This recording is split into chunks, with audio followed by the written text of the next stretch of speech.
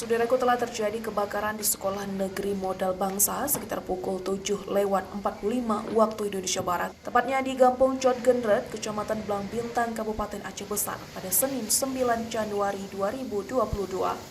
Kepala Pelaksana BPBA Dr. Insinyur Ilyas MP membenarkan kejadian tersebut. Tidak ada korban jiwa dalam peristiwa tersebut, namun 3 kamar asrama milik siswi Sekolah Modal Bangsa alami rusak berat. Dan kini kronologis penyebab kebakaran masih dalam tahap penyelidikan pihak berwajib. Pusdalops BPBA menyebut jika saat ini api telah berhasil dipadamkan sekitar pukul 8:45 waktu Indonesia Barat.